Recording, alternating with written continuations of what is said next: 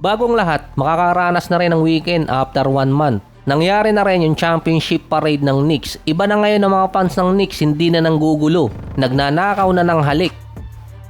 Si Tyler Kolek, alam ko naglaro pa talaga to sa Knicks kumpara kay Dillon Jones. Habang nasa parade siya, napagkamalan siya ng mga security na isang fan at pinaalis. Generic player daw kasi. Si Mikal Bridges naman ni Rose si De'Aaron Fox. Meron kasing fan na gumawa ng jersey para kay Fox sa Knicks.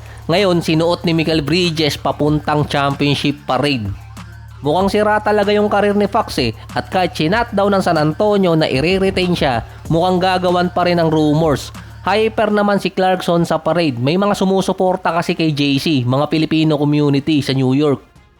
Kahit sabihin yung bangko si Clarkson nung finals or nung playoffs, isa lang yung kinabibilabang ko talaga sa kanya. Ang galing pumili ng chicks. Saka proud naman si Clarkson talaga sa Filipino community sa New York. Ilang content din ang pinromote niya doon. Saka deserve naman din ni Clarkson. Mas tahimik ngayon yung mga fans ng Knicks kung ikukumpara nung nakaraang playoffs at nung finals. Si Jalen Bronson naman hindi pa rin nakakalimot sa mga nagmaliit sa kanya at binalikan niya sa kanyang speech sa championship parade. Ang sikreto di umano ng Knicks based kay James Dolan ang team owner na kaya pala itong si Towns at yung ibang player ng Knicks hindi napapagod lalo na si Bronson sa fourth quarter. Sinabihan kasi ng team owner na umiwas muna sa bengbang habang nasa playoffs. 10 weeks ang ni-request ni James Dolan sa buong Knicks team niya. Yung ibang playoff team kasi nag-o-off ng Twitter at SOCMED. Bukod kay Kevin Durant, mangangati yun kapag hindi nakapag-tweet. Ngayon, may pwede nang sundan ang mga player at mga team for next season na hindi na yung SOCMED ang problema kundi yung bengbang na. Sinagot din ni James Dolan na hindi niya pa alam kung sino ang mariretain. Pero mostly yung starting 5 safe pa rin dun. Ang hindi lang niya masagot paano niya gagawing mas stretch ang tax apron dahil nga malilimit na sila. Lalagpas na kasi sa second tax apron ang Knicks. Samantalang yung team ng the real MVP na si De'Aaron Fox ang San Antonio nagre-ready na sa draft at papasok ng free agency. Mostly ang target ng San Antonio isang big man or stretch big man na makakasama ni Wembanyama. Ang nasa linya di umano ng San Antonio ngayon sharpshooter ng Santa Clara si Alex Graves na 6'9 small forward. Kabatch talaga siya ni Dylan Harper nung 2025 draft. Kaso nag-redshirt kasi siya nung 2025 season sa college.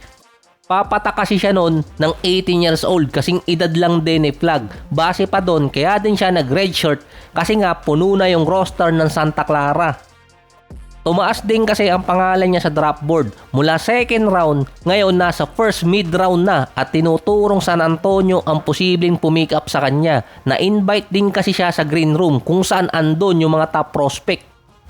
Parang Devin Booker din to kaso mas malaki. Dahil sa college, 6 man of the year siya at freshman of the year na 6'9 small forward na meron 12.6 rebounds, 2 assists, 2 steals, 1 block, 51 and 41% sa loob ng 22 minutes.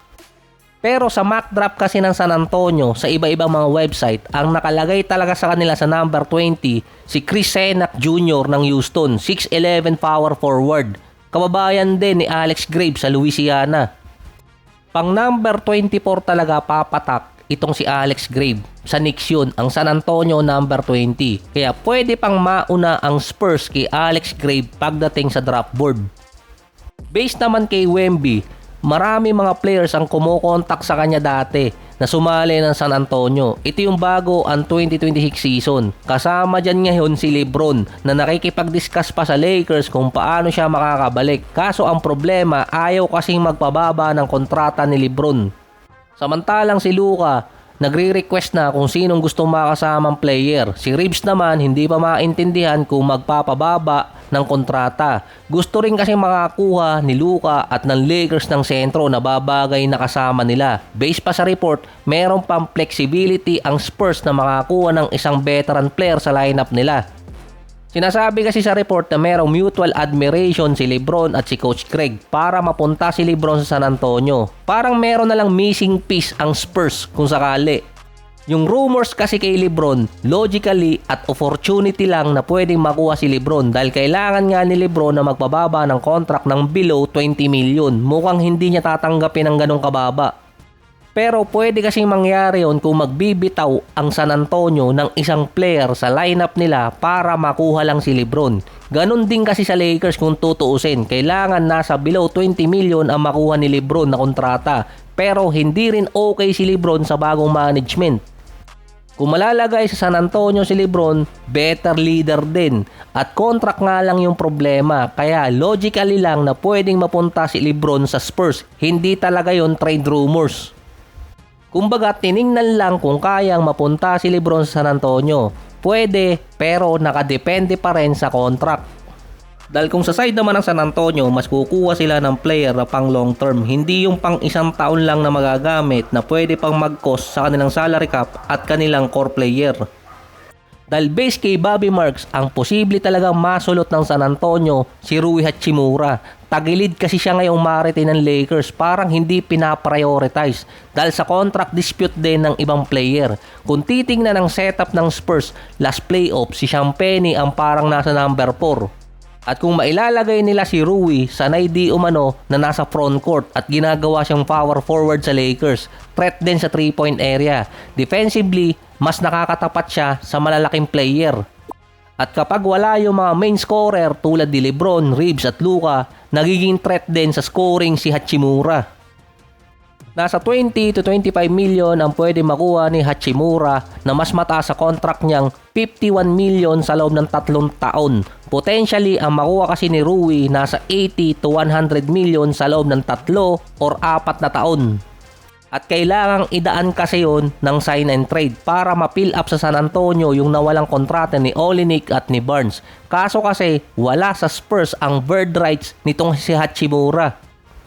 Kinain kasi ng contract ni De'Aaron Fox yung remaining cap space dahil nga nag-take effect na yung kontrata niya.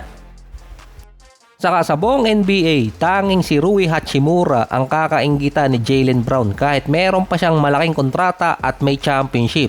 Dahil si Hachimura ang merong magandang hairline. Tuwid na tuwid pa eh.